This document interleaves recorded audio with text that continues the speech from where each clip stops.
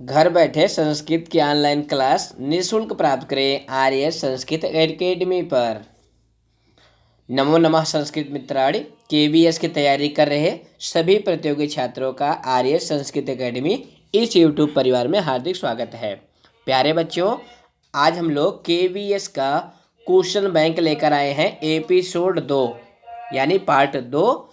आज के वीडियो में हम लोग समास के अति महत्वपूर्ण प्रश्न को हल करेंगे। आप सभी जानते हैं कि केवीएस के पेपर में 10वीं क्लास में समास दिया गया है। किस क्लास में? 10वीं क्लास में। तो सर्वप्रथम हम समास के बारे में थोड़ा जान लेते हैं, फिर उसके बाद 60 से 70 प्रश्न हैं जिनको हम हल करेंगे। तो समास शब्द बना कैसे है? सम उपसर्ग पूर्वक अस धातु से घय प्रत्यय लेकर के समास बना हुआ है। आप सभी जानते हैं प्यारे बच्चों कि जो घय प्रत्यय है वह जिस शब्द से या धातु से लगती है, यानी घय प्रत्यांत जो शब्द बनता है वह पुल्लिंग में होता है। जैसे पठ में घय लगता है तो क्या बनता है? पाठः। समझ में आ रहा है ना? तो वैसे अस में घय लग करके समास बनता है। अब समास का जो सूत्र है वह क्या है? तत्र समसनम समासः। जब मैं इलाहाबाद विश्वविद्यालय से स्नातक कर रहा था तो वहाँ के वाइवा में हमसे पूछा गया कि समास का सूत्र बताइए। तो हमने उनसे पूछा कि महोदय किस समास का सूत्र बताएं? तो उन्होंने कहा समास का सूत्र बताइए। तो हम नहीं बता पाए प्यारे बच्चों। फिर हमने कहा सर समास का सूत्र कौन सा है? तो फिर उन्होंने बताया था तत्र समसनम समासः। यह जो है समास विधायक सूत्र है, तत्र समसनम समासः। इसका अर्थ क्या है? समसन अर्थात संक्षेप को समास कहते हैं। समसन माने क्या होता है? संक्षेप।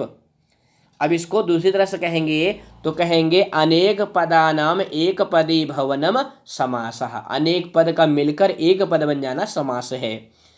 अब समासः पंचधा, लघु सिद्धांत कौमुदी में लिखा गया है समासः पंचधा। समास 5 प्रकार का होता है। उसके बाद साचा और वह विशेष संज्ञा विनिर्मुक्ता केवल समासः। हम सीधा प्रश्न में आएंगे, लेकिन उसके पहले जो समास हैं उनका नामकरण तो कर ही लेते हैं। यहाँ पर देखिए लिखा गया है विशेष संज्ञा विनिर्मुक्तः केवल समासः। प्रथमः यानी जो प्रथम समास है वह केवल समास है। उसकी परिभाषा क्या है? विशेष संज्ञा विनिर्मुक्ता, यानी जो समास किसी नाम से रहित है वह केवल समास है। इसके उदाहरण के रूप में भूतपूर्वा और वागर्थव्यू बहुत प्रसिद्ध हैं। उसके बाद दूसरा है प्रायेण पूर्व पदार्थ प्रधानो अव्ययी भावः। द्वितीयः जो दूसरा समास है वह अव्ययी भाव समास है और इसकी परिभाषा क्या है? प्रायेण पूर्व पदार्थ प्रधानो अव्ययी भावः। प्रायः जिस समस्त पद का पूर्व पद प्रधान होता है वह अव्ययी भाव समास कहलाता है। प्रायेण उत्तर पदार्थ प्रधानः तत्पुरुषः तृतीयः, यानी जो तृतीय तत्पुरुष समास है वह उसका उत्तर पद प्रधान होता है। तत्पुरुष भेदः कर्मधारयः। तत्पुरुष का भेद कर्मधारय होता है। कर्मधारय भेदो दिगुः। अब यहाँ पे बच्चों ध्यातव्य है, ध्यान देने योग्य है कि आपसे पूछे कर्मधारय का कौन सा पद प्रधान होगा, तो भैया जब ये तत्पुरुष का ही भेद है तो इसका भी उत्तर पद प्रधान होगा। दिगु का कौन सा पद प्रधान होगा? दिगु में भी उत्तर पद प्रधान होगा। क्यों? क्योंकि ये तत्पुरुष का ही तो शाखा है। बात समझ में आई ना? तत्पुरुष का भेद कर्मधारय, कर्मधारय का भेद दिगु, तो दोनों में उत्तर पद प्रधान होगा। अब बहुव्रीहि के बारे में बताते हैं। प्रायेण अन्य पदार्थ प्रधानो बहुव्रीहि चतुर्था। चतुर्थ मतलब जो चतुर्थ समास है वह बहुव्रीहि समास है और उसमें अन्य पद प्रधान होता है। उसके बाद द्वंद्व के विषय में बता रहे हैं। प्रायेण उभय पदार्थ प्रधानो द्वंद्वः पंचमः। जो पंचम समास है वह द्वंद्व समास है और इसका उभय अर्थात दोनों पद प्रधान होते हैं। द्वंद्व समास में दोनों पद प्रधान होते हैं। तो ये हो गई समास की सामान्य बात। अब हम सीधा आते हैं प्रश्न और उत्तर पर। प्रश्न में एक वाक्य दिया गया होगा जो कि आपकी जो सेम उसी पुस्तक है, 10वीं की पुस्तक का क्या नाम है, सभी को याद है ना, सेम उसी द्वितीयो भागा। तो सेम उसी का क्या अर्थ होता है, बुद्धि, ये भी हमने बता रखा है आपको। तो उसी पुस्तक से सारे उदाहरण लिए गए हैं, क्योंकि आपके केवीएस की परीक्षा में उसी पुस्तक से एग्जाम्पल आएंगे जो 10वीं की पुस्तक है। तो आइए हम लोग प्रश्न को प्रारंभ करते हैं। प्यारे बच्चों देखिए, आपका पहला प्रश्न है समरूपम शरीर सन्निवेशः। इसमें समरूपम को रेखांकित किया गया है, आप देख रहे हैं ना, समरूपम जो है रेखांकित है। तो इसमें आपको इसका विग्रह बताना है। यह किस पाठ का वाक्य है, ये जो आपका 10वीं क्लास का शिशुलालनम पाठ है उसी पाठ का ये वाक्य है। तो समरूपम, तो इसका विग्रह क्या होगा, पहला है समम रूपम, दूसरा है समस्वरूपः, तीसरा है समः च रूपः च, और चौथा है समम रूपम यस् सः। तो बताइए इसका उत्तर क्या होगा, इसका उत्तर क्या होगा, जल्दी बताइए। 2 सेकंड आपको सोचने के लिए दे रहे हैं, जल्दी बताइए क्या होगा। तो प्यारे बच्चों यहाँ पर देखिए, ये भी समरूपम जो है, ये जो है बहुव्रीहि समास का उदाहरण है, और इसका विग्रह होगा समम रूपम यस् सा। ये चौथा वाला विकल्प सही होगा, समम रूपम यस् सा। दूसरा है यदि अहम कृष्णवर्णः तर्हि त्वं किं गौरवांगः। अब ये उदाहरण किस पाठ का है, ये उदाहरण बच्चों जो आपका पाठ है, बहुत बड़ा नाटक है, सौहार्दम ही प्रकृति शोभा, उस पाठ का है। जिन बच्चों ने पाठ को पढ़ा होगा, नहीं पढ़ा है तो उसका वीडियो हमने बना रखा है अपने दूसरे वाले चैनल पे जो आर्य संस्कृत क्लासेज है। हालांकि इसकी प्ले लिस्ट में भी हमको उपलब्ध करा देंगे आज शाम तक। तो उसमें ये उस पाठ का है, सौहार्दम प्रकृति शोभा। तो इसमें देखिए कृष्णवर्णः, यह रेखांकित पद है, यानी इसमें आपको विग्रह बताना है। तो विग्रह क्या होगा, कृष्णः वर्णः, कृष्णम वर्णम यस्य तस्य, कृष्णः वर्णः यस्य सा, कृष्ण वर्ण यस्य सः। तो इसका उत्तर क्या होगा, जल्दी बताइए। 2 सेकंड आपको देते हैं सोचने के लिए, बताइए। इसमें बच्चों सा वाला विकल्प सही है, कृष्णः वर्णः यस्य सा। काला है वर्ण जिसका वह, क्योंकि ये किसके लिए आया हुआ है, यदि अहम कृष्णवर्णः तर्हि किं गौरवांगः, ये कौन कहता है, ये कोयल कहती है कौवे के लिए। जिन बच्चों ने पाठ को पढ़ा होगा उसमें उनको पता होगा कि ये जो है कोयल कहती है, क्योंकि सौहार्दम प्रकृति शोभा जो पाठ है बच्चों, वह नाटक है, उसमें सारे पक्षी राजा होने के लिए लड़ते हैं। तो यह वाक्य जो है कोयल कहती है कौवे से। चलिए तीसरे प्रश्न पे आते हैं। तीसरा प्रश्न है समानशील व्यसनेषु सख्यम। देख रहे हैं ना प्रश्न, समानशील व्यसनेषु सख्यम। इसमें समानशील व्यसनेषु जो है रेखांकित पद है, तो इसमें कौन सा सही होगा, पहला है समानशीलः व्यसनेषु, दूसरा है समानस्य शीलस्य व्यसनेषु, तीसरा है समानानि शीलम च व्यसनानि च येषां तेषु, और चौथा है समानेषु शील व्यसनेषु। तो इसका उत्तर क्या हो जाएगा, 2 सेकंड देते हैं आपको चिंतन करने के लिए, जल्दी बताइए। बहुत अच्छे, जिन बच्चों ने तीसरा विकल्प मारा है उनका सही हो जाएगा, समानानि शीलम च व्यसनानि च येषां तेषु। अब इसका अर्थ क्या होगा, अर्थ समझ लीजिए। समानानि समान है, शील और व्यसन, येषां जिनके, तेषु उनमें। अब जो समस्त पद है उसका भी अर्थ है समानशील व्यसनेषु सख्यम। ये जो 10वीं कक्षा का सुभाषितानी नामक पाठ है उसमें जो श्लोक आया हुआ है तुर्गा तुर्गई मृगा मृगई मूर्खा मूर्खई सुधया सुधी भी, उसी श्लोक की लाइन है समानशील व्यसनेषु सख्यम, कि सभी लोगों में समानशील और व्यसन जिनके समान होते हैं उन्हीं से उनकी मित्रता होती है, क्योंकि विद्वान विद्वानों के साथ रहते हैं, मूर्ख मूर्खों के साथ रहते हैं।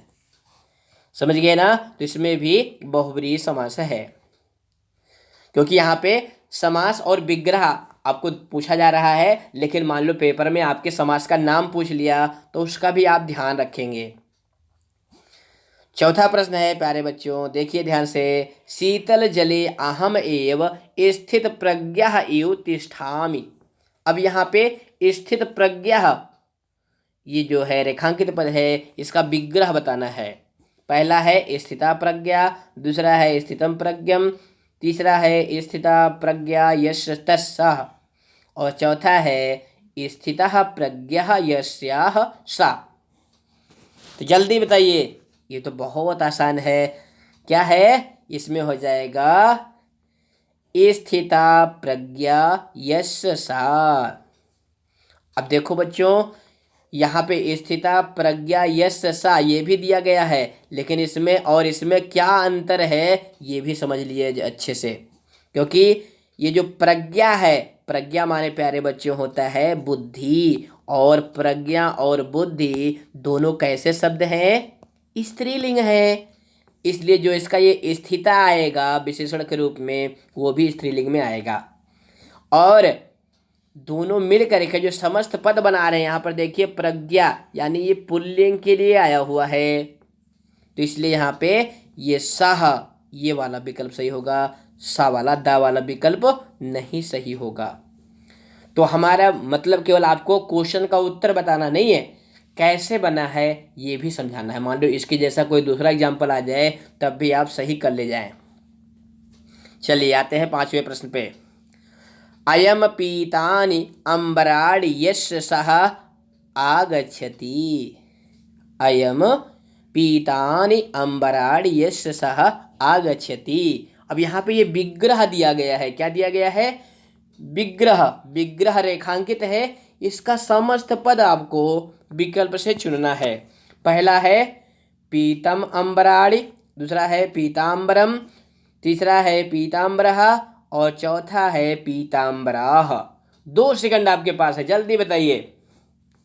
1 2 टाइम पूरा हो गया। अब हम इसका उत्तर बताते हैं। तो देखो बच्चों, अगर इस तरह का प्रश्न आपके पेपर में आता है तब आपका क्या करेंगे? तो इसके पहले जो विशेषण आया हुआ है ये देखिए, अयम। अयम माने क्या होता है? अयम माने यह होता है। अयम इसका प्रातिपदिक क्या है? प्रातिपदिक की भी चर्चा कर लेते हैं, क्योंकि मान लो पूछ लिया कि अयम इस शब्द का मूल रूप क्या है, यानी मूल शब्द क्या है, तो प्यारे बच्चों आप जानते हैं इदम। इदम माने क्या होता है? यह। इसका पुल्लिंग में अयम बनता है, स्त्रीलिंग में क्या बनता है? इयम, और नपुंसकलिंग में इदम ही रहता है। तो ये अयम पुल्लिंग के लिए आया हुआ है। तो इससे यह पता चला कि जो समस्त पद बनेगा वह पुल्लिंग में बनेगा। अब एक वचन में बनेगा बहुवचन में, क्योंकि यहाँ पे पीताम्बराः भी है, यहाँ पे पीताम्बरः भी है। अब इसको जानने के लिए यहाँ पर देखिए आगच्छति ये एक वचन का है, तो जो इसका कर्ता होगा वो भी एक वचन में होगा, तो आपका सा वाला विकल्प सही हो जाएगा। देखो पेपर टाइम में जहाँ पे कन्फ्यूजन आ जाए कि पीताम्बरा होगा क्या तो पीताम्बरः होगा, तो इसमें आपको क्रियाकर्ता विशेषण विशेष इन सब बातों का ध्यान रखेंगे तभी नौकरी मिलेगी। ऐसे नहीं मिलती है। आपको लगता है मैंने पढ़ लिया, लेकिन कुछ गूढ़ बातें होती हैं जो छूट जाती हैं। चलिए 6ठा प्रश्न देखते हैं। नीलकंठः पर्वते वसति। अब इसमें क्या करना है? जो रेखांकित पद है वो समस्त पद है, आपको विग्रह पद का चयन करना है। तो क्या होगा? नीलः कंठः यस्मिन्। नीलः कंठः, नीलम च कंठम च, नीलम कंठम यस्य सा। तो क्या हो जाएगा? जल्दी बताइए। बहुत अच्छा। बहुब्रीहि समास का उदाहरण चल रहा है तो इसका हो जाएगा नीलम कंठम यशसः। नीला है कंठ जिसका, वह कहलाएगा नीलकंठा। और इस वाक्य का अर्थ होगा नीलकंठ पर्वत पर रहते हैं। तो नीलकंठ कौन है? भगवान शिव जी। चलिए 7वां प्रश्न देखते हैं। कथाचीयम श्लाघ्या सरसरूह नाभस्य। अब यहाँ सरसरूह नाभस्य यह रेखांकित पद है। अब यह किस पाठ का है? जो आपने सेम उसी का द्वितीय भागा पढ़ा है, शिशुलालनम। क्योंकि सारे एग्जाम्पल हम आपकी एनसीईआरटी की पुस्तक से ही लाए हैं, वो भी 10वीं क्लास की जो है। क्योंकि एनसीईआरटी की पुस्तकें ही आपके सिलेबस में है, उसी में से ही प्रश्न आएगा। व्याकरण विधि से कम आता है, सेम उसी पुस्तक से ज़्यादा आता है। इसलिए सारे उदाहरण हमने सेम उसी पुस्तक वाले रखे हैं। यह जो शिशुलालनम वाला पाठ है, राम और लवकुश वाला, उसी पाठ का ये जो श्लोक आया हुआ है ना, इस श्लोक में ये लिखा हुआ है। तो इसमें सरसरूह नाभस्य जो है समस्त पद है, इसका विग्रह पद आपको बताना है। तो क्या होगा? पहला है सरसिरूहम चा नाभि चा, दूसरा है सरसिरूहम नाभौ यस् तस्, तीसरा है सरसिरूहस् नाभि, चौथा है सरसिरूहम नाभि चा यस् तस्। तो कौन सा विकल्प सही होगा बताइए? बहुत सही, इसका विकल्प सही हो जाएगा सरसिरूहम नाभौ यस् तस्। अब इसका अर्थ देखिए, सरसिरूहम, सरसरूह जानते हो ना, कमल। तो सरसरूहम नाभौ यस्, कमल, नाभो मतलब नाभि से, सरस रूह मतलब कमल उत्पन्न हो रहा है नाभ से जिसके, उसका। अब यहाँ पे तस् क्यों आया? क्योंकि यहाँ सरस रूह नाभस्य है, यहाँ भी षष्ठी है, इसीलिए तस् आया हुआ है। यहाँ पे सा नहीं आया, यस तस्। कमल उत्पन्न हो रहा है नाभ इसके जिसके, उसका, यानी भगवान विष्णु। सरस रूह नाभ किसको कहते हैं? भगवान विष्णु को कहते हैं। चलिए 8वां प्रश्न देखते हैं। दिने सहस्राः अंशवः यस्य सा भासते। दिने, दिन में, सहस्रा अंशवः यस्य सा भासते, ये विग्रह पद है। आपको समस्त पद का चयन करना है। पहला है सहस्त्र अंशु, दूसरा है सहस्त्रांशु, तीसरा है अंश सहस्त्र, और चौथा है सहस्त्र अंशवः। तो प्यारे बच्चों, यहाँ पे विग्रह पर ध्यान दीजिए। सहस्रः अंशवः यस्य सा, सहस्त्र मतलब हजार, अंशवः मतलब किरणें, हजारों किरणें हैं जिसकी वह, तो क्या कहलाएगा वो? सहस्त्र अंशु। आपका दूसरा विकल्प सही हो जाएगा, सहस्त्र अंशु। और ये जो है सूर्य का पर्यायवाची है। किसका पर्यायवाची है? सूर्य का। समझ में आ रहा है ना? बहुत अच्छे।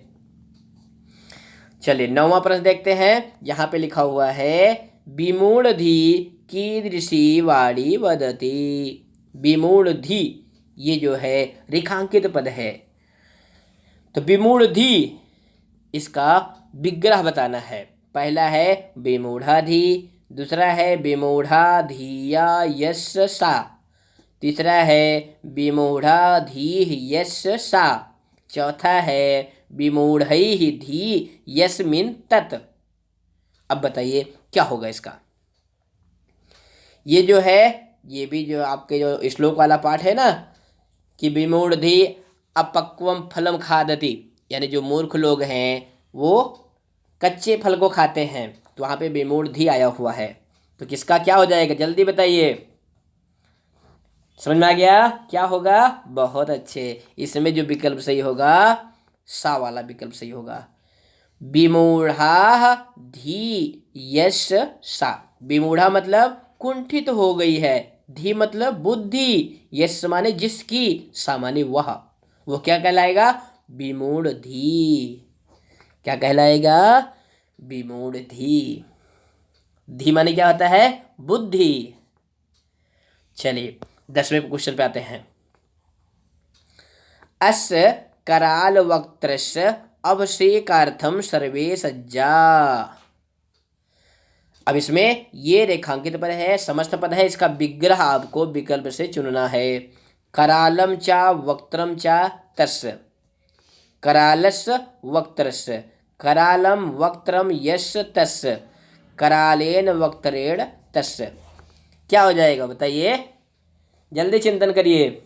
बहुत अच्छे, इसमें होगा करालम वक्त्रम यस्य तस्य। कराल मतलब भयंकर, वक्त्रम मतलब मुखम, मुख, भयंकर मुख है जिसका, तस्य उसका। अब ये तस्य क्यों आया, क्योंकि यहाँ पे कराल वक्त्रस्य है। अब ये भी किस पाठ का है प्यारे बच्चों, जो आपका पाठ है सौहार्दम ही प्रकृति शोभा। कौन सा पाठ है, सौहार्दम ही प्रकृति शोभा, उसी पाठ का ये भी एग्जाम्पल है। वहां पे जब अंत में सभी लोग उल्लू को राजा बनाने लगते हैं, तब कौवा कहता है कि इस भयंकर मुख वाले को राजा क्यों बना रहे हो।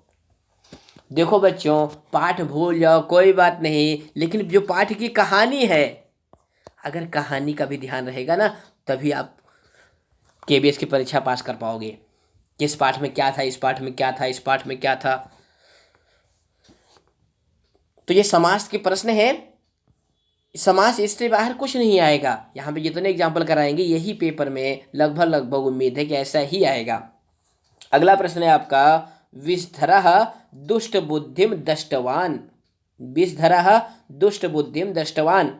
अब यहाँ दुष्ट बुद्धिम ये समस्त पद है, इसका विग्रह पर जल्दी चयन करके बताइए। पहला है दुष्ट बुद्धिम यस्य सा, दुष्टा बुद्धि यस्य तम, दुष्ट बुद्धिम यस्मिन तत्, दुष्टा बुद्धि यस्या सा।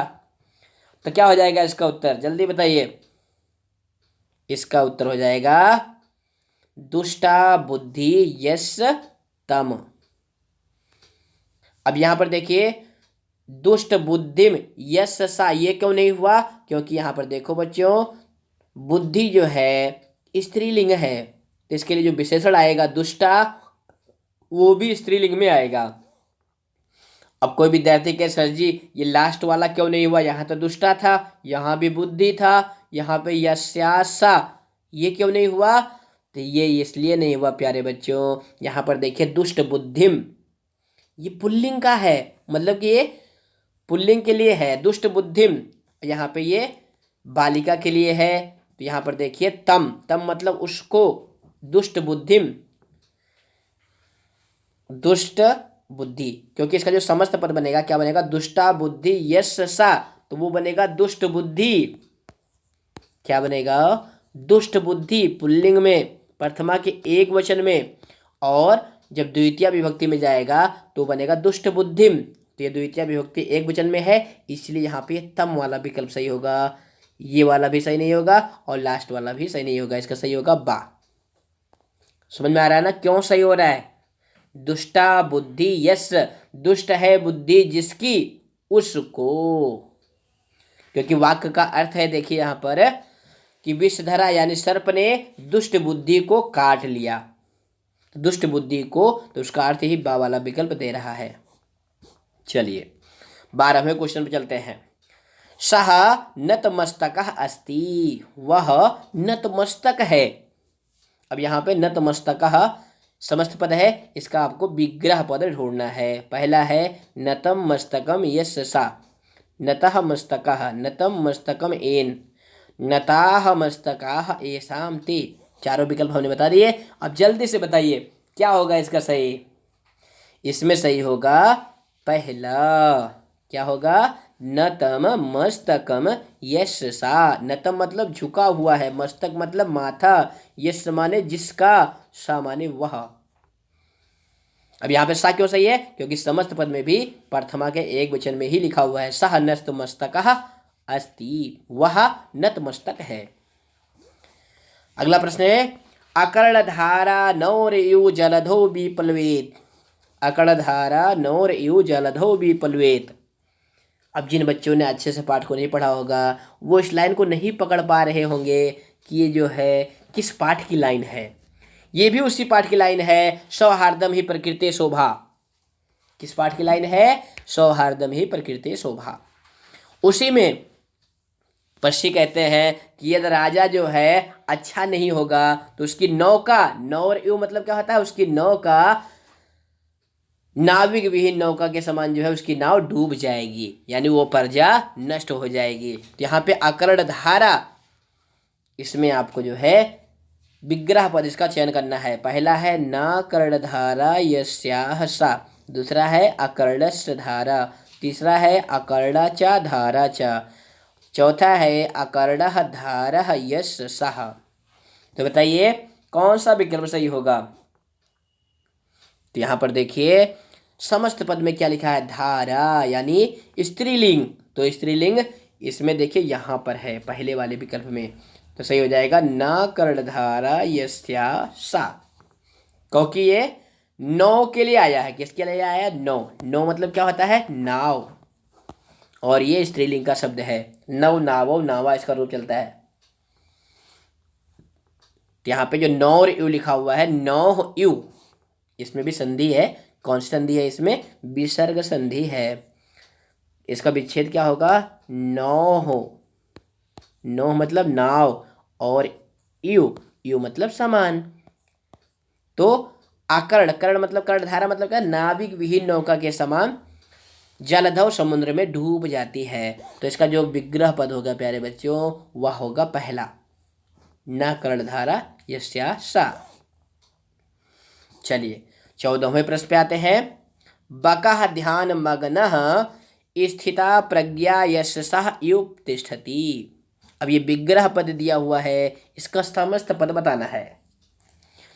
तो अभी आपने देखा था प्यारे बच्चों कि इसी का उल्टा प्रश्न ऊपर आया था। विग्रह दिया गया था, समस्त पद आपको बताना था। तो यहाँ पे क्या हो जाएगा? यहाँ पे आपको हो जाएगा दा स्थित प्रज्ञा। बगुला ध्यान मग्न होकर के स्थित प्रज्ञ के समान तिष्ठति रहता है। ये भी सौहार्दम ही प्रकृति शोभा उसी पाठ का है।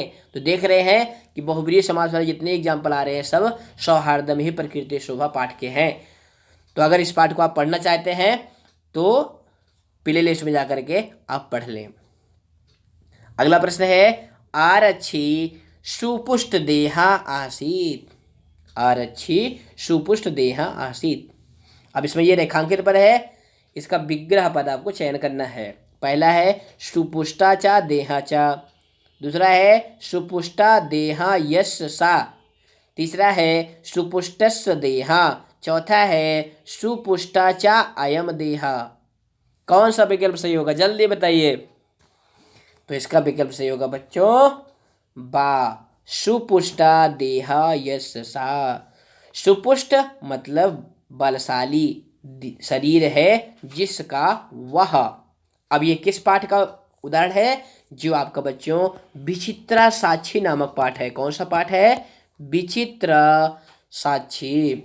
विचित्र साक्षी जो पाठ है वो यह उदाहरण इसी पाठ का है, विचित्रा साक्षी का। चलिए 16वें प्रश्न पे आते हैं। नीलम अंबरम यश सा श्री कृष्णस्य अग्रजः अस्ति। अब इसमें ये जो है विग्रह पद है, समस्त पद आपको चुनना है। नीलांबरम, नीलांबरम, अंबर नीलः, नीलांबरः। क्या होगा इसका? जल्दी बताइए, बहुत आसान है। बहुत अच्छे, इसमें सही होगा दा नीलांबरः। नीलांबरः श्री कृष्णस्य अग्रजः आसीत। नीलांबर अर्थात बलराम जी। पीतांबर, अब नीलांबर आए हैं तो पीतांबर पे भी चर्चा कर लेते हैं। प्यारे बच्चों आप जानते हैं पीतांबरः, पीतांबरः माने होता है श्री कृष्ण, और नीलांबरः माने होता है बलराम। क्या होता है? बलराम। बलराम जानते हैं ना, जो कृष्ण के बड़े भैया थे। चलो बहुत अच्छे। इसके बाद आपका अगला प्रश्न है वकः शीतले जले स्थित प्रज्ञायु तिष्ठति। ये प्रश्न ऊपर आ चुका है, तो इसमें कौन सा विकल्प सही हो जाएगा? स्थिता प्रज्ञा यश सा, यानी सा वाला विकल्प सही हो जाएगा। उसके बाद 18 नंबर का प्रश्न है सुभद्रा चंद्रहयु मुखम यस्याह सा अस्ति। सुभद्रा चंद्रः युमुखम यस्याः। अब इसमें आपको समस्त पद चुनना है। चंद्रमुखी, चंद्रमुखम, चंद्रमुखा, चंद्रमुखः। कौन सा विकल्प सही होगा जल्दी बताइए, समय कम है, जल्दी जल्दी बताते रहिए। इसमें सही होगा आ वाला विकल्प, चंद्रमुखी। क्या सही होगा? चंद्रमुखी। चंद्रमुखी का विग्रह पद होगा चंद्रः युमुखम यस्याः सा। चंद्रमा के समान है मुख जिसका, वह है चंद्रमुखी। कौन है? चंद्रमुखी। चलिए अगला प्रश्न है, अभियुक्तः च अतीव कृशकायः आसीत्। अभी कृशकायः समस्त पद है, इसका विग्रह पद आपको बताना है। कृशम कायम यशसा, कृशा च काया च, कृशा च काया च, कृशम च कायम च। तो कौन सा विकल्प सही होगा? इसका सही होगा आ वाला विकल्प, यानी पहला विकल्प सही होगा, कृशम कायम यशसा। कृशम मतलब कमजोर, कायम मतलब शरीर, कमजोर शरीर है जिसका, वह कहलाएगा कृशकायः। ये विशेषण के रूप में आया है। और आप सभी जानते हैं प्यारे बच्चों, जो बहुव्रीहि समास होता है वह किसी पद का विशेषण होता है। यही पहचान है इसकी कि वह किसी पद का विशेषण होगा। मान लो इसमें पूछ ले समास कौन सा है, तो बहुव्रीहि समास है। क्यों? क्योंकि जो कृशकाया है ये अभियुक्ता का विशेषण है। ये भी विचित्रा साक्षी जो पाठ है उसी पाठ की ये लाइन है। चलिए 20वां क्वेश्चन देखते हैं। सिंहवाहिनी श्री दुर्गा असमान रक्षतु। अब सिंहवाहिनी ये समस्त पद है। सिंहा वाहनम यस्य सा, सिंहस्य वाहनम, सिंहः वाहनम यस्याः सा, सिंहस्य वाहिनी। तो क्या होगा इसका? जल्दी बताइए।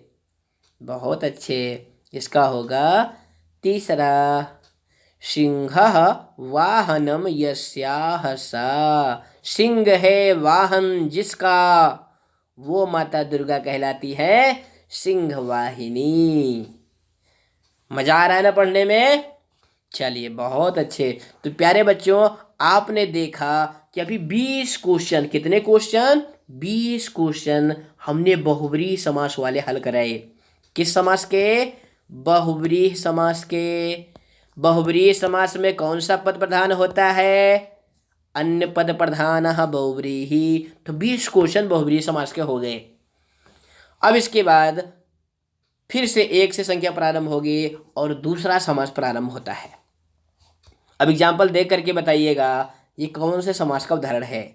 तो पहला प्रश्न है आपका, यथोचितम क्रियेताम इत कथयित्वा सर्वे अगच्छन्। यथोचितम समस्त पद है, विग्रह पद आपको बताना है। उचितम यथा, उचितम अनतिक्रम, उचितम यथम, उचितस्य अनतिक्रम। कौन सा विकल्प सही होगा जल्दी बताइए। ये थोड़ा सा घुमाऊ प्रश्न है, क्योंकि आप सभी जानते हैं प्यारे बच्चों, जो यथा है समास कौन सा है? समास हम आपको बता देते हैं। इसमें समास है अव्ययी भाव। कौन सा समास है? अव्ययी भाव। अव्ययी भाव समास में कौन सा पद प्रधान होता है? तो भैया पहला पद प्रधान होता है। लेकिन अभी आपने वीडियो को प्रारंभ में पढ़ा नहीं, प्रायेण पूर्व पदार्थ प्रधानः अव्ययी भावः।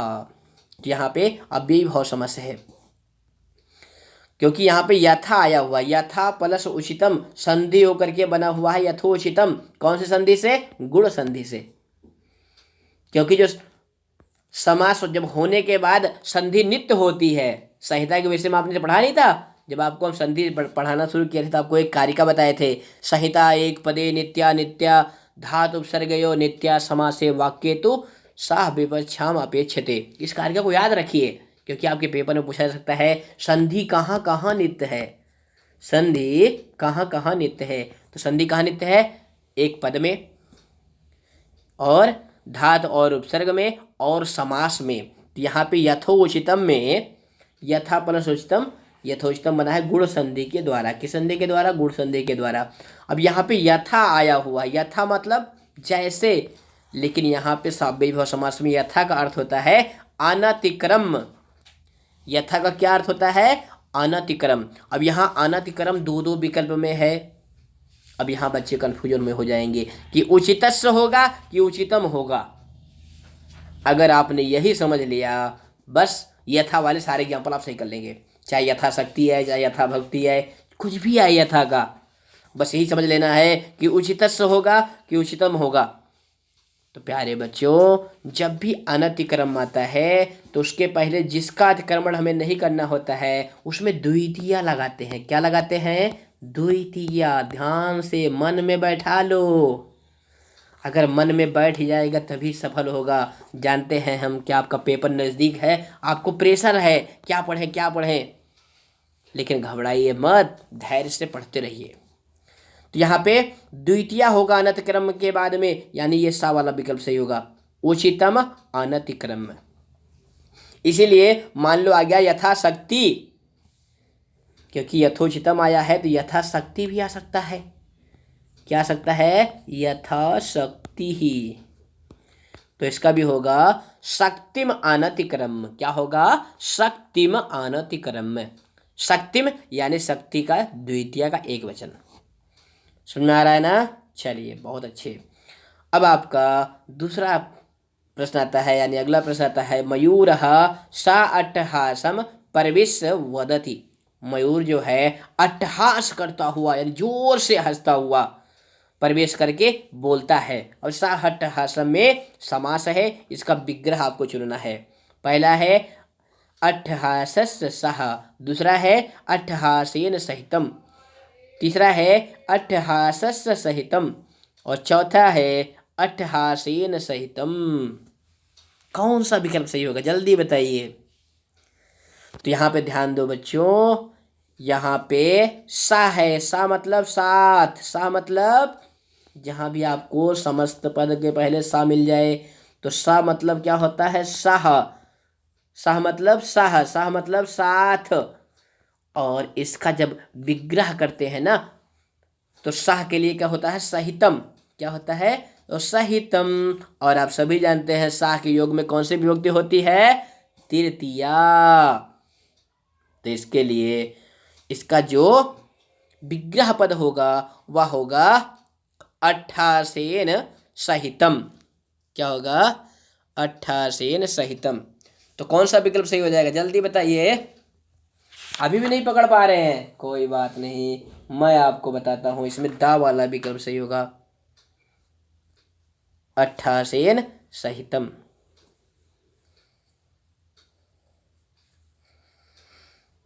दा वाला विकल्प सही होगा? नहीं नहीं नहीं, दा वाला विकल्प सही नहीं होगा प्यारे बच्चों। इसमें सही होगा बा वाला विकल्प सही होगा। दा वाला विकल्प क्यों नहीं सही होगा? क्योंकि यहाँ ना में हलंत लगाया गया है और तृतीया का एक वचन में हलंत नहीं लगता है। जैसे बालक का क्या बनता है? बालक का बनता है बालकेन। क्या बनता है? बालकेन। और बालकेन में कहीं ना में हलंत थोड़ी होता है, वो तो अपदांत न है, इस तरह से लिखते हैं बालकेन। तो यहाँ पर देखिए थोड़े दोनों में थोड़ा सा अंतर है, यहाँ पे हलंत है, यहाँ पे हलंत नहीं है, तो इसलिए इसका विकल्प सही होगा बा वाला, अट्ठासेन सहितम। चलिए अगला प्रश्न देखते हैं, माम निजगले बद्ध्वा चल सत्वरम। हाँ, यहाँ एक बात और बताना बच्चों आपके लिए जरूरी है, क्योंकि जब यहाँ पे समास होता है ना तो ये हो जाता है अट्ठास सह। क्या होता है? अट्ठास सह। फिर सह का जो है पूर्व निपात होता है, तो जो आपका सह है प्यारे बच्चों, इसका जो हा है वह गायब हो जाता है। किस सूत्र से? अव्ययी भावे चा अकाले। अव्ययी भाव समास के प्रकरण में आप लोग सिद्धांत कौमुदी में पढ़ेंगे तो एक सूत्र मिलता है, अव्ययी भावे चा अकाले, यानी काल भिन्न अर्थ में जो सह है उसका हा गायब हो जाए और केवल सा यही जुड़ता है।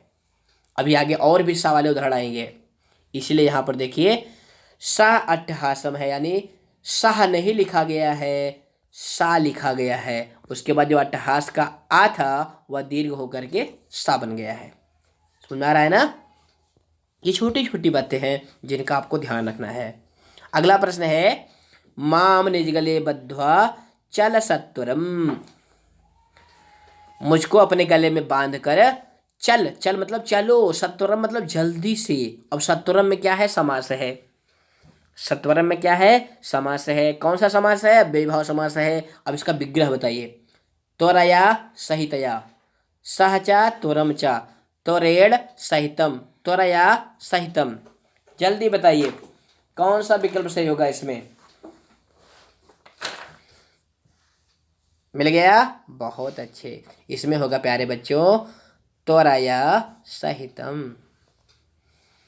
त्वरया, क्योंकि जो आपका मूल शब्द है वो है त्वरा। त्वरा माने क्या होता है, गति। त्वरा माने क्या होती है, गति। तो त्वरा का तृतीया में एकवचन बनेगा त्वरया, यानी गति के साथ। सत्वरम का क्या अर्थ होता है, गति के साथ। त्वरया सहितम। और ये जो लाइन आई हुई प्यारे बच्चों, ये किस पाठ की है, जो आपका दूसरा पाठ है 10वीं क्लास का। कौन सा है, बुद्धिर बलवती सदा, उसी पाठ की ये लाइन है। ये कौन कहता है, ये जो जम्बुक है वो कहता है मुझको अपने गले में बांधकर जल्दी चलो। किससे कहता है, शेर से कहता है। पाठ पढ़ा होगा, कहानी आपको याद होगी। इसके बाद आपका अगला प्रश्न है, सर्वे आगच्छन्तु इच्छाम अनतिक्रम चा भोजनम कुर्युः। सभी आकर के इच्छा के अनुसार भोजन करिए। अब इच्छाम अनतिक्रम ये विग्रह पद है, इसका समस्त पद आपको चुनना है। यथेच्छा, यथेच्छम, उपेक्षम, सेच्छम। ये थोड़ा महत्वपूर्ण प्रश्न है, क्योंकि ये लगभग लगभग हर परीक्षा में आता है। इच्छाम अनतिक्रम, तो इसका समस्त पद क्या हो जाएगा, जल्दी बताइए। इसका समस्त पद होगा, क्या होगा। अब इसमें इन दोनों में बच्चों कन्फ्यूजन में हो जाएंगे, यथेच्छा होगा कि यथेच्छम होगा। यहाँ पे हम आपको एक मंत्र देते हैं। मंत्र क्या है कि जो अव्ययी भाव समास होता है वह नपुंसक लिंग में होता है। अव्ययी भाव समास किस लिंग में होता है, तुरंत आप बोल पड़ेंगे सर जी नपुंसक लिंग में होता है। किस लिंग में होता है, नपुंसक लिंग में होता है। इसलिए यहाँ पे विकल्प सही होगा यथेच्छम। ये वाला विकल्प नहीं सही होगा, यथेच्छम सही होगा। समझ में आया ना, यथेच्छम क्यों सही है, यथेच्छा क्यों नहीं सही है, क्योंकि जो अव्ययी भाव समास होता है वह नपुंसक लिंग में होता है। तो इच्छाम अनतिक्रम यानी यथेच्छम। अब इस वाक्य का अर्थ क्या है ये भी समझ लो। सर्वे आगच्छन्तु, सभी आ जाएं। यथेच्छम चा भोजनम कुर्यु, अपनी इच्छा अनुसार भोजन करें। क्योंकि भोजन कोई जबरदस्ती थोड़ी करता है कि नहीं भैया आपको 3 रोटी खानी है, हमारा जितना मन करेगा हम उतना ही खाएंगे। चलिए अगला प्रश्न है आपका, उपगृहम वृक्षाः सन्ति। क्या है, उपगृहम वृक्षाः सन्ति। अब इसका विग्रह पद आपको बताना है। गृहात निकटम, गृहस्य समीपम, गृहस्य पश्चात, गृहे एव। कौन सा समास है, अव्ययीभाव समास है। तो इसका विग्रह क्या होगा, जल्दी बताइए। तो यहाँ भी प्यारे बच्चों ध्यान से देखिए, इसमें उपसर्ग कौन सा है, उप है, क्योंकि उपसर्ग के अनुसार ही हम उसका विग्रह कहते हैं। अब उप उपसर्ग किस अर्थ में होता है, समीप अर्थ में। किस अर्थ में, समीप अर्थ में। और जिससे समीप या दूरी के बताते हैं उसमें षष्ठी लगाते हैं। क्या लगाते हैं, षष्ठी। बस यही ध्यान रखना है आपको, क्योंकि यहाँ विकल्प में देखिए गृहात निकटम दिया गया है, गृहस्य समीपम दिया गया है, गृहस्य पश्चात दिया गया है। तो यहाँ भी निकटम है, यहाँ पर समीपम है। तो ये पंचमी का है, ये गलत हो जाएगा, ये वाला सही हो जाएगा, गृहस्य समीपम।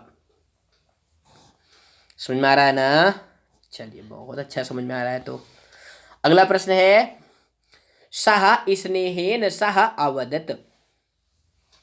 स्नेहेन सह, स्नेह के साथ, अवदत बोला, वह प्रेम से बोला, स्नेह से बोला। अब इसमें स्नेहेन सा, इसका समस्त पद आपको चुनना है। पहला है सह स्नेह, दूसरा है सा स्नेहम, तीसरा है स्नेह सहितम, चौथा है सस्नेहा। कौन सा है जल्दी बताइए। 1 सेकंड, 2 सेकंड, आपका टाइम समाप्त। इसमें प्यारे बच्चों ये वाला विकल्प सही नहीं होगा, क्योंकि अभी हमने आप बताया था कि जो सह होता है उसमें ह गायब हो जाता है। यहाँ पर देखिए सह स्नेहा लिखा गया है, इसलिए ये वाला विकल्प नहीं सही होगा। स्नेह सहितम, ये तो ये इसी बात को घुमा के कहा गया है, यानी ये भी नहीं सही हुआ, ये भी नहीं सही हुआ, और ये भी सही नहीं होगा। क्यों? क्योंकि ये पुल्लिंग में है और अव्ययीभाव समास नपुंसकलिंग में होता है, इसलिए ये वाला विकल्प सही होगा। समझ में आ गया ना कि सा स्नेहम कैसे बना? क्योंकि यही तो आपको ध्यान देना है, क्योंकि यहाँ भी सा स्नेहा है, यहाँ पे सा स्नेहम है, तब विभाव समास नपुंसकलिंग में होता है, इसलिए सा स्नेहम ही सही होगा। चलिए अगला प्रश्न देखते हैं। एतत् निर्जनम वनम अस्ति, यह निर्जन वन है। अब निर्जनम, इसका विग्रह पद आपको विकल्प से चुनने हैं। निर प्लस जन्म, निजनम, जनानाम अभावा, अभावा जन्म। तो बहुत आसान है, क्योंकि आप निर्मक्षिकम, निर्मस्कम ये सब पढ़ते रहते हैं। तो निर्जनम का अर्थ हो जाएगा जनानाम अभावा। अब यहाँ पे उपसर्ग कौन सा है? निर उपसर्ग जो है ज्यादातर अभाव के अर्थ में होता है। तो निर्मस्किकम और निर्मस्कम ये भी बहुत पूछे जाते हैं। चलिए अगला वाक्य है यथेच्छम भोजनम कुरु, ये भी ऊपर आ चुका है, तो इसका उत्तर कौन सा हो जाएगा? यथेच्छम मतलब क्या होगा, जल्दी बताइए। पहला है इच्छाम अनतिक्रम, दूसरा है इच्छाम अतिक्रम, तीसरा है अनतिक्रम इच्छाम, और चौथा है इच्छाम यथा। जल्दी बताइए, 1 सेकंड, 2 सेकंड। तो इसमें आपका विकल्प सही होगा, आ वाला विकल्प सही होगा, इच्छाम अनतिक्रम। क्या हो जाएगा? इच्छाम अनतिक्रम। अब इसी को देखो, यहाँ पे अनतिक्रम इच्छाम कर दिया है, ये गलत है। पहले इच्छाम आएगा फिर अनतिक्रम आएगा, ये भी आपको ध्यान रखना है। अगला प्रश्न है प्रत्येकम भिक्षुकाय अन्नम देहि, सभी भिखारी को यानी प्रत्येक भिखारी को अन्न देहि, अन्न दो। अब प्रत्येकम एकम एकम प्रति, प्रति एकम एक एकम, एकम एकम प्रति, कौन सा हो जाएगा? जल्दी बताइए। बहुत अच्छे, बहुत आसान है ये तो, एकम एकम प्रति प्रत्येकम। चलिए उसके बाद है प्रकृति ही प्राणिनः स्नेहेन सह वदति, प्रकृति प्राणियों से स्नेह के साथ बोलती है, तो क्या हो जाएगा? अभी इसके पूर्व में आया था, इसमें सही होगा सा वाला विकल्प, सा स्नेहम। चलिए अगला प्रश्न आता है यमुनायाः समीपम दिल्ली अस्ति। अब यहाँ पे यमुना या समीपम ये समस्त पद है, इसका ये विग्रह पद है, इसका समस्त पद आपको ढूंढना है। पहला है यमुना समीपम, दूसरा है उपयमुनम, तीसरा है प्रतियमुनम, चौथा है यमुनानंतरम। ये भी बहुत आसान है, इसमें हो जाएगा उपयमुनम। जो आसान है उस पर हम बिल्कुल समय वेस्ट नहीं करेंगे, क्योंकि आपका एक एक मिनट बहुत कीमती है। अगला प्रश्न है प्रत्येकम परवड़ी समारोह भवति, तो प्रत्येकम अभी इसके पूर्व आ चुका है, क्या हो जाएगा? एकम एकम प्रति। जल्दी जल्दी करते चलिए।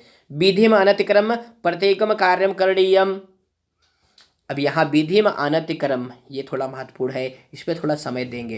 अब इसका समस्त पद आपको चुनना है, यथा विधि, यथा विधि, यथा विधिम, विधिम अनतिक्रम।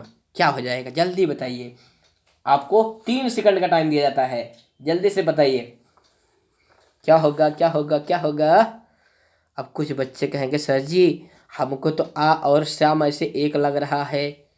पेपर में बहुत सारी कभी कभी ऐसी स्थिति आ जाती है कि ये है कि ये है, ये है कि ये है, फिर इसी द्वंद्व में हम 2-3 मिनट खत्म कर देते हैं और अंत में जो हमारी आत्मा कहती है उसको मार देते हैं।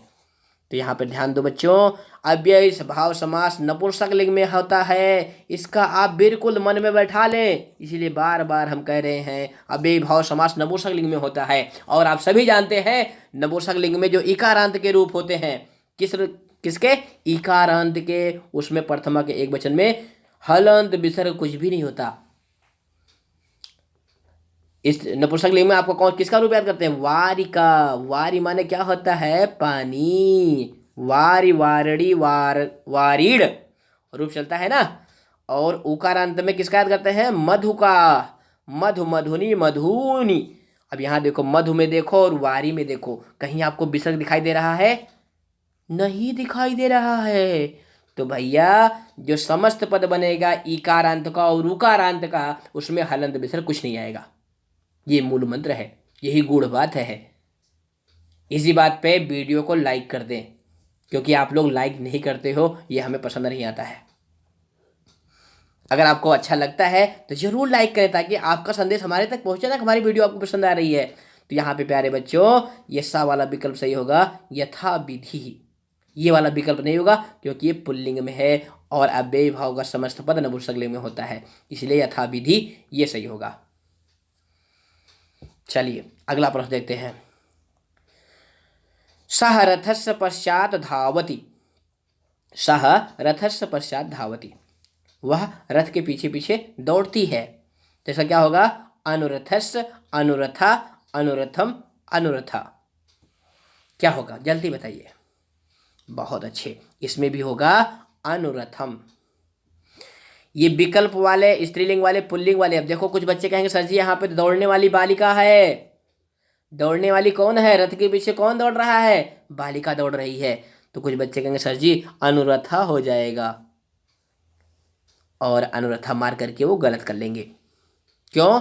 क्योंकि अब विभव समास नपुंसकलिंग में होता है, इसलिए अनुरथम फलम इस तरह बनेगा। अनुरथम आपका सही हो जाएगा। समझ में आ रहा है ना कैसे कैसे परिवर्तन हो रहा है? यही तो आपको ध्यान देना है। चलिए अगला प्रश्न आता है। सर्वेषां महत्तम विद्यते यथा समयम। सबका महत्व है यथा समयम, समय के अनुसार। अब आपको इसका विग्रह पद चुनना है। तो क्या हो जाएगा? समयम अनतिक्रम्य यथा च स एव समयम, समयम अतिक्रम्य उचितम समयम। तो इसका हो जाएगा बच्चों समयम अनतिक्रम्य, आ वाला विकल्प सही हो जाएगा। सबका महत्व होता है समय समय के अनुसार। ये भी सौहार्दम ही प्रकृति शोभा, उसी पाठ का एग्जाम्पल है। अगला प्रश्न है। माधव परिवारेण सहितम ग्रामम गच्छति। माधव जो है परिवार के साथ गांव जाता है। क्यों? क्योंकि गांव में कोई शादी है। तो इसका समस्त पद आपको बताना है। सा परिवारः, परिवारेण सहितम, सा परिवारम, सा परिवार। अब भैया कन्फ्यूजन हो गया, क्योंकि हमको निमंत्रण मिलता है तो सा परिवार लिखा रहता है। तो सा परिवारम होगा या सा परिवारः होगा? क्या होगा जल्दी बताइए, जल्दी बताइए। 16वें नंबर का प्रश्न है। तो इसमें प्यारे बच्चों होगा, हिंदी में तो सा परिवार लिखते हैं लेकिन संस्कृत में होगा सा परिवारम। क्या होगा? सा परिवारम। ये नहीं होगा क्योंकि पुल्लिंग का है, इसमें कोई विभक्ति नहीं लगी है, होगा ही नहीं। ये होगा सा वाला विकल्प। माधवा सा परिवारम ग्रामम गच्छति, इस तरह से वाक्य बनेगा। अगला प्रश्न है। मम जनकस्तु प्रतिदिनम एव ग्रंथस्य पाठम करोति। मेरे पिता तो प्रतिदिन ग्रंथ का पाठ करते हैं। तो प्रतिदिनम अभी ऊपर आ चुका है, क्या होगा? दिनम दिनम प्रति। तो आपका विकल्प सही हो जाएगा दा, दिनम दिनम प्रति। उसके बाद आ गया दिल्ली नगरम यमुनायाः समीपम अस्ति। दिल्ली नगर यमुना के समीप में है, यमुना समीपम। इसका समस्त पद आपको बताना है। उप यमुना, उप यमुना, समीप यमुना, यमुना समीपम। तो क्या हो जाएगा? क्या हो जाएगा? क्या हो जाएगा? इसका हो जाएगा उप यमुनम। बहुत अच्छे। चलिए सर्वेषाम एव यथा समयम महत्वम विदिते, ये प्रश्न भी ऊपर आ चुका है। इसका हो जाएगा समयम अनतिक्रम्य, सा वाला विकल्प सही हो जाएगा। अगला है वंदनाया गृहम नगरस्य समीपम अस्ति। वंदना का नगर नगर के समीप में है। तो क्या हो जाएगा? पहला है नगर उप, दूसरा है नगर समीपे, तीसरा है उपनगरे, चौथा है उपनगरम। क्या होगा? क्या होगा? इसका होगा द वाला विकल्प उपनगरम। कुछ बच्चे कह रहे हैं सर जी आप बहुत जल्दी जल्दी पढ़ा रहे हैं। भैया समय कम है, जल्दी जल्दी पढ़ाना ही पड़ेगा। अगला है छात्रः प्रतिदिनम संस्कृतम पठेयुः। छात्रों को प्रतिदिन संस्कृत पढ़ना चाहिए। ऐसा ना हो कि हम केवल पेपर में ही पढ़ें, हमेशा पढ़ना चाहिए। तो प्रतिदिनम अभी ऊपर आया हुआ था, क्या होगा इसका जल्दी बताइए। दिनम दिनम प्रति। अब यहाँ पर देखिए दिने दिनम प्रति लिखा हुआ है तो ये नहीं होगा। दिने दिने प्रति ये भी नहीं होगा। दिने एक बार में ये भी नहीं होगा। दिनम दिनम होगा। कभी कभी प्रत नहीं लिखा रहता है, तब भी आपको दिनम दिनम को मानना है। समझ गए ना? दिनम दिनम प्रति या दिनम दिनम। अभी हमने आपको कहा यथाशक्ति, और देखिए यथाशक्ति यहाँ पे आ गया। अध्यापक यथाशक्ति कार्यम करोति। अध्यापक यथाशक्ति कार्य को करता है। तो क्या होगा? शक्तिम अनतिक्रम्य, शक्तिम निष्क्रम्य, शक्तिम उल्लंघ है, शक्तिम आदाय क्या होगा, जल्दी बताइए। बहुत अच्छे, इसमें होगा शक्तिम अनंत क्रम में। अब यहाँ देखिए यथाशक्ति में विसर्ग नहीं लगा है, क्यों? क्योंकि ईकारांत और उकारांत में नपुंसक लिंग में विसर्ग नहीं आता है। छोटी छोटी बातें हैं, इसको ध्यान देते हैं। चलिए अगला है प्रत्येकम छात्राय पुस्तकम देहि। प्रत्येकम यानी एकम एकम प्रति, आपका विकल्प से हो जाएगा आ वाला। जल्दी करते हैं थोड़ा सा। प्रकृत माता सर्वाम स्नेहेन सहितम वदति। प्रकृत माता सबको स्नेह के साथ बोलती हैं, तो क्या हो जाएगा? सा स्नेहम। उसी वाक्य को घुमा घुमा के पूछा गया है, आपको बिल्कुल कंफ्यूज नहीं होना है। दिल्ली उपनगर यमुना यह समीपे राजते। दिल्ली यमुना के समीप में है, ये भी ऊपर आ चुका है, तो क्या हो जाएगा? जल्दी बताइए। उपयमुनम क्या हो जाएगा? उपयमुनम। तो यहाँ तक प्यारे बच्चों आपने अव्ययी भाव समास पढ़ा। कितने प्रश्न पढ़े? 25। बहुब्रीहि के समास कितने पढ़े थे? 20। तो 20 और 25 कितने हो गए? 45 हो गए। अब आता है द्वंद्व समास। कौन सा समास? द्वंद्व समास। कौन सा समास? द्वंद्व समास। द्वंद्व समास का परिभाषा क्या है? उभय पदार्थ प्रधानो द्वंद्वः। जिस समास में दोनों पद प्रधान होते हैं वह द्वंद्व समास होता है। द्वंद्व समास 3 प्रकार का होता है। कौन कौन से? इतरेतर, समाहार और एक शेष। कुछ लोग एक शेष को समा भेद नहीं मानते हैं। तुम देखते हैं यहाँ पे कौन कौन से एग्जाम्पल आए हुए हैं। पहला है आपका को भेदा पिकह च काकह च तयो। आपके पेपर में बच्चों ऐसा ही प्रश्न आएगा, कोई श्लोक की लाइन दे देगा। अब ये श्लोक की लाइन कहाँ पे आई है? छठे क्लास की है। काकः कृष्णः पिकः कृष्णः को भेदा पिक काकयो। प्राप्ते वसंत समय काका काका पिका पिका। ये लाइन आई है ना? वैसे भी आप लोग इसको बोलते रहते हैं। टाइम कितना हो गया भैया? 1 घंटा होने वाला हो गया। कोई बात नहीं, बच्चे कहते हैं 2 घंटे की मैराथन क्लास चलाइए, तो कम से कम 2 घंटे तो चले ना। तो यहाँ पर देखिए को भेदः पिक पिकः च काका च तयो। अब इसमें आपको विग्रह पद दिया गया है, समस्त पद आपको ढूंढना है। पहला है पिक काकौ, दूसरा है पिक काकाह, तीसरा है पिक काकयो, चौथा है पिक काक। अब इसका उत्तर कैसे करेंगे? हम आपको मंत्र बताने जा रहे हैं। कौन सा मंत्र है? कि यहाँ पर देखो बच्चों, अगर पिकह चा काकह चा इतना ही लिखा होता तब ये सही होता पिक काकौ। तब कौन सा सही होता? पिक काकौ। लेकिन यहाँ पे तयो लिखा गया है। क्या लिखा गया? तयो। तयो मतलब उन दोनों में या उन दोनों का, क्योंकि ये षष्ठी और सप्तमी द्विवचन का है। यानी जो समस्त पद बनेगा वो भी षष्ठी या सप्तमी द्विवचन का ही बनेगा। तो आपका विकल्प सही होगा। क्या सही होगा? पिक काकयो को भेदा पिक काकयो। हालांकि जिन बच्चों को श्लोक याद होगा वो तो फटाक दे मार देंगे। काका कृष्णा पिका कृष्णा को भेदा पिक काकयो। लेकिन श्लोक नहीं याद है तब भी आप तयो का ध्यान दे करके, क्योंकि अगर पिका चा काका चा केवल इतना ही लाइन होती, एक बार पुनः सुनिए, क्योंकि ये यही तो गूढ़ बात है। अगर पिकह चा काका चा इतना ही दिया होता फिर तो ये पहला वाला विकल्प सही होता, लेकिन यहाँ पे तयो दिया है इसलिए यो वाला विकल्प सही होगा, पिक काकयो, जो आपका सा वाला विकल्प है। समझ में आ रहा है ना? बहुत अच्छे। चलिए दूसरा प्रश्न है आपका, व्याघ्र चित्र को नदी जलम पातुम आगतौ। व्याघ्र चित्र को, इसमें समस्त पद है, विग्रह पद आपको ढूंढना है। व्याघ्रसः चित्रकः, व्याघ्रस्य चित्रको, व्याघ्राचा चित्रका चा, व्याघ्राय चित्रको।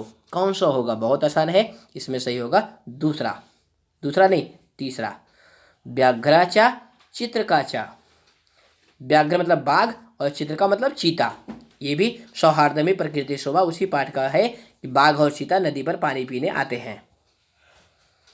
चलिए भैया बहुत महत्वपूर्ण प्रश्न आ गया है, क्योंकि बहुत पूछा जाता है। कौन सा है? प्रबुद्धौ दंपति आश्चर्येण परस्परम अवलोकयन्तो अतिष्ठताम।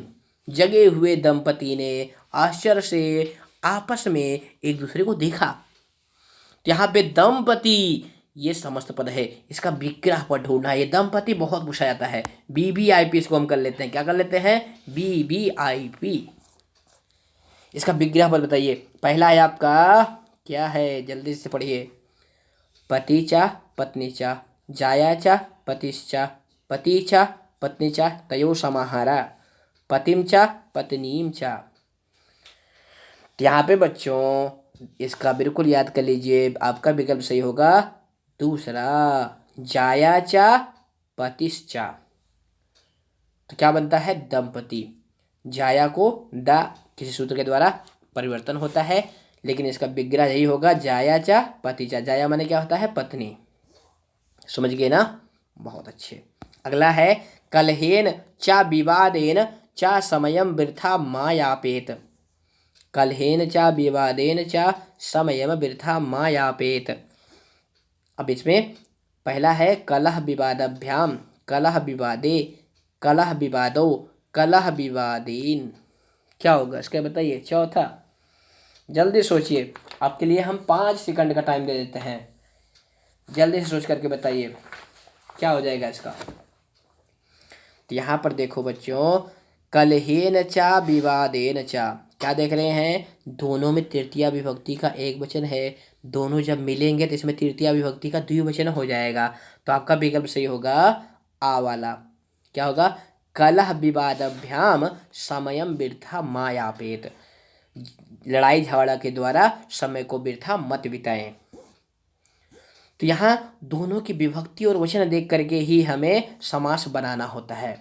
और आप सभी जानते हैं कि जो द्वंद्व समास होता है, अगर उसमें 2 पद होते हैं तो वह द्विवचन में समस्त पद होता है। इसलिए यहाँ पे देखो कलहेन विवादेन 2 पद हो गए, इसीलिए यहाँ पे कलह विवादाभ्याम यह पद बना हुआ है। और अगर 3 पद रहते हैं तो बहुवचन में समस्त पद बनता है। जैसे राम रामः च लक्ष्मणः च भरतः च, तो क्या बनेगा राम लक्ष्मण भरतः, भरताः बहुवचन में होगा। चलिए अगला प्रश्न देखते हैं। सुक पिको वदता। सुक पिको वदता। सुक मतलब तोता, पिका माने कोयल। कोयल और तोता बोलते हैं सुक पिको। तो क्या हो जाएगा, बहुत आसान है, सुकाचा पिकाचा सुकाचा पिकाचा। आपका द वाला विकल्प सही हो जाएगा। चलिए आगे, लवः च कुशा सीतायाः पुत्रो। क्या हो जाएगा, पहला है लवकुशो, दूसरा है लवकुशम, तीसरा है लवकुशे, चौथा है लवकुशाह। बहुत आसान है, लव और कुशा है 2 हैं, द्विवचन वाला सही हो जाएगा लवकुशो। है ना आसान, बहुत आसान है। अगला प्रश्न आता है, जगतः पितरौ वंदे पार्वती परमेश्वरौ। ये जो है बच्चों उसका रघुवंशम का मंगलाचरण भी है, रघुवंशम का मंगलाचरण भी है। जगतः पितरौ वंदे पार्वती परमेश्वरौ। तो पार्वती परमेश्वरौ इसमें द्वंद्व समास है, और इसका विग्रह बताइए। पार्वती चा परमेश्वरः चा पार्वती चा परमेश्वराः पार्वती चा परमेश्वरौ चा पार्वतीम चा परमेश्वरम चा। क्या होगा बताइए बताइए। तो यहाँ पे बच्चों एक बात और ध्यान से देखिए कि द्वंद्व समास में जब हम विग्रह करते हैं, क्या करते हैं, विग्रह करते हैं, तो उसमें जो पदों को रखते हैं ना, उनको एक एक वचन में रहते हैं। और प्रथमा विभक्ति में, कौन सी विभक्ति में, प्रथमा विभक्ति में। यहाँ पर देखिए पार्वतीम चा परमेश्वरम चा, ये द्वितीया विभक्ति में है, इसलिए ये सही नहीं होगा। कौन सा सही होगा, पहला, पार्वती चा परमेश्वरा चा, यानी प्रथमा विभक्ति में रखते हैं उस विग्रह पद को। किस समास के, द्वंद्व समास के। चलिए अगला प्रश्न देखते हैं। भीमार्जुनो युद्धे गच्छता। भीम अर्जुन लड़ने के लिए चले गए। कहाँ चले गए, कुरुक्षेत्र के मैदान में। तो आपको इसका विग्रह बताना है। भीमा चा अर्जुना चा भीमम अर्जुनम चा भीमे अर्जुने। क्या हो जाएगा, बहुत आसान है, बहुत अच्छे, इसमें हो जाएगा आ, भीमः चा अर्जुनः चा। चलिए अगला आ गया, VVIP वाला आया है भैया, ध्यान से देखिएगा। वयम आहरनिशम सेवामहे। आहरनिशम समस्त पद है, विग्रह पद आपको बताना है। आह चा निशा चा आहन चा निशा चा आह निशा चा आहन चा निशा चा। कौन सा सही होगा, जल्दी बताइए, थोड़ा सा कठिन है, ध्यान से करिए। समझ में आया, क्या समझ में आया। इसमें सही होगा प्यारे बच्चों पहला, आहाचा निशाचा। मूल शब्द है आहन, अब कोई बच्चा कहे सर जी आहन तो दूसरे वाले में है, फिर ये क्यों गलत हो गया? तो भैया जो द्वंद्व समास होता है उसका जो पद होता है ना विग्रह पद में, उसमें प्रथमा विभक्ति लगी होती है। अब आहन तो ये तो मूल शब्दवय है, इसमें तो कोई विभक्ति लगी ही नहीं है, इसलिए ये गलत है। सही क्या है? आहाचा निशाचा। आहा मतलब क्या होता है? दिन, और निशा माने क्या होता है? रात। तो आहार निशम का मतलब क्या होता है? रात दिन। वयम आहार निशम सेवा में है, हम सब रात दिन सेवा करते रहें। चलिए अगला भी उदाहरण बहुत वीवीआईपी है, ये भी बहुत पूछाता है, यूपीटीजीटी में भी बहुत पूछाता है। पाड़ी चा पादो चा परछाल भोक्तव्यम। हाथ और पैर धो करके खाना चाहिए। क्यों? क्योंकि कोरोना टाइम चल रहा है। सुन में आया ना भैया? तो बताइए पाड़ी चा पादो चा समस्त पद क्या बनेगा? पाड़ी पादो, पाड़ी पादो। अब यहाँ देखो पाड़ी पादव लिखा है, यहाँ पाड़ी पादव लिखा है, यहाँ पे पाड़ी पादम लिखा है, यहाँ परिपादा लिखा है। क्या होगा? जल्दी बताइए, जल्दी बताइए, समय कम है, जल्दी बताइए। बहुत अच्छे, इसमें होगा पाड़िपादम। कौन सा समास है? द्वंद्व समास है। द्वंद्व में भी कौन सा द्वंद्व है? समाहार द्वंद्व है। कौन सा द्वंद्व है? समाहार द्वंद्व है। और समाहार द्वंद्व हमेशा नपुंसक लिंग में होता है। किस लिंग में होता है? गूढ़ बात है, सुन लो भैया, नपुंसक लिंग में होता है और सदैव एक वचन में होता है। कितने वचन में होता है? एक वचन में होता है। समाहार द्वंद्व नपुंसक लिंग में होता है, सदैव एक वचन में होता है, क्योंकि वो समूह का बोध कराता है। इसलिए यहाँ पे पाड़िपादम, पाड़ीचा पादौचा, पाड़ीचा पादौचा, दोनों हाथ दोनों पैर को धोकर खाना चाहिए।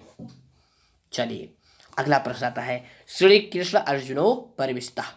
श्री कृष्ण और अर्जुन प्रवेश करते हैं। बहुत आसान है। श्री कृष्ण अर्जुनो चा, श्री कृष्णम अर्जुनम चा, श्री कृष्णा चा अर्जुन चा, श्री कृष्णस् अर्जुन। क्या होगा? क्या होगा? जल्दी बताइए।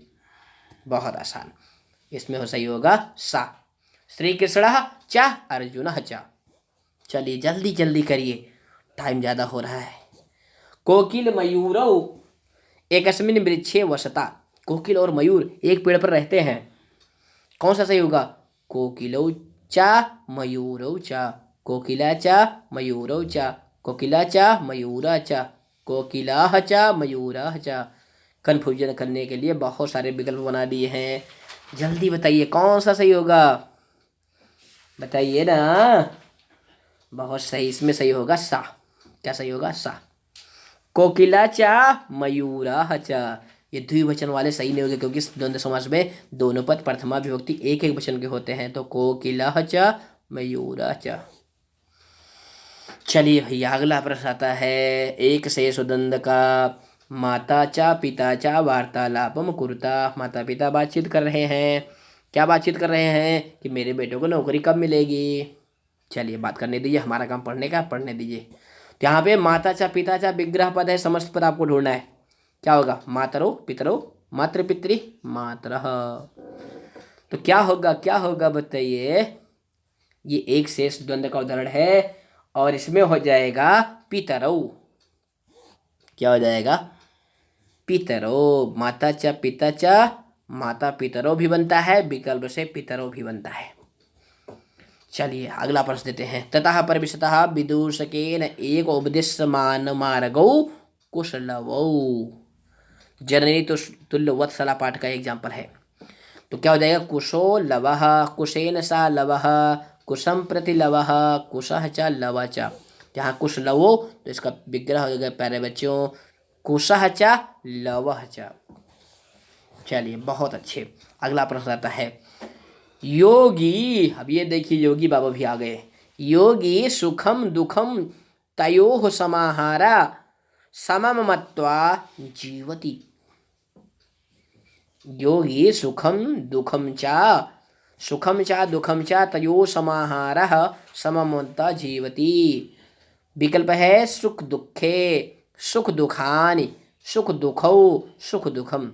क्या होगा? जल्दी बताइए। अभी इसके पहले वाले प्रश्न में हमने आपको बताया था प्यारे बच्चों, जो समाहार द्वंद्व होता है वो किस में होता है? नपुंसक लिंग में होता है, एक वचन में होता है। तो इसलिए सुख दुखानि नहीं होगा। क्या होगा? सुख दुखम। क्या होगा? सुख दुखम। समझ में आ रहा है ना, सुख दुखम क्यों हो रहा है, नपुंसकलिंग है, एक वचन में है। चलिए चलिए जल्दी करिए। फिर आ गया तो पाड़ी चा पादो चा परछा लेता, वही दोनों हाथ और पैर के धोते हैं, तो क्या हो जाएगा पाड़ी पादम। इसके पहले वाले क्वेश्चन में बता चुके हैं। फिर वही आ गया पाड़ी पादम, देखिए यहाँ पे आया हुआ है तौ पाड़ी पादम धवतः, तो क्या हो जाएगा। अब इसमें इसका जो है विग्रह पद पूछा है, पाड़ी ही पादम चा, पाड़ी चा पादौ चा, पाड़या पादया, पाड़ी ही चा पादः चा, तो क्या हो जाएगा। अब देखो बच्चों, पाड़ी पाड़ी माने क्या होता है हाथ, ये जो पाड़ी शब्द है ना ई का अंत है, पुल्लिंग का है पाड़ी ही। अब हमारे एक पाड़ी तो होता नहीं है, कितनी पाड़ी होते हैं, दो पाड़ी होते हैं, दो हाथ होते हैं, इसीलिए द्विवचन वाला होगा। और हमारे पाद कितने होते हैं, दो पाद होते हैं, इसलिए ये भी द्विवचन में होंगे। तो पाड़ी चा पादो चा द्विवचन में क्यों है, ये भी आपको समझ में आ गया, क्योंकि दो हाथ होता है, दो पैर होता है। समझ गए ना, बहुत अच्छे। तो हम आहार निशम पठसी, तुम रात दिन पढ़ते हो, तो क्या होगा। अभी इसके पहले आया था आहाचा निशाचा, ये पहला वाला विकल्प सही होगा। फिर अगला आ गया मेषा आहाचा निशाचा महानसम प्रविश्य यत पश्यति तत भस्यसि, तो इसमें भी क्या हो जाएगा आहार निशम। अभी इसके पहले वाला भी आया हुआ था आहार निशम, ये सही हो जाएगा। फिर आ गया सा आहाचा निशाचा कार्यम करोति, इसमें भी वही हो जाएगा आहार निशम। उसी को अलग अलग देखो, यहाँ पे आपको लग रहा है सर जी आहार निशम बार बार क्यों दिखा दे रहे हो, लेकिन यहाँ पे वाक्य अलग अलग हैं भैया। ये देखिए कुछ और वाक्य है, ये कुछ और वाक्य है। चलिए अगला प्रश्न है प्यारे बच्चों, सह अहोरात्रम परिश्रमम करोति, वह रात दिन परिश्रम करता है, किस लिए कि हम केबीएस की परीक्षा पास कर लें।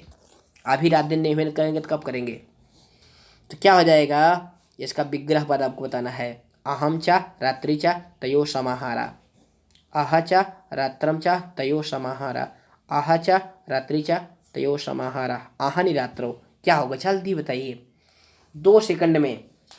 तो इसमें विकल्प से हो जाएगा प्यारे बच्चों तीसरा, आह चा रात्रि चा तयो समाहारः, क्या बनेगा अहोरात्रम, क्या बनेगा अहोरात्रम, अहोरात्रम बनेगा यहाँ पे, आहाचा रात्रि च तयो समाहारा अहोरात्रम बनेगा। तो इस तरह से बच्चों हमारा लगभग विश्वास है कि जो समास का प्रश्न है इससे बाहर सब नहीं आएगा, आएगा भी तो इतना आपने अभ्यास कर लिया है, आप सही कर लेंगे। तो बच्चों नए हैं तो चैनल को सब्सक्राइब कर लो और वीडियो को लाइक कर दो। फिर मिलेंगे अगला क्वेश्चन बैंक लेकर के। तो नमः संस्कृताय, जय तो संस्कृतम, जय तो भारतम, जय हिंद।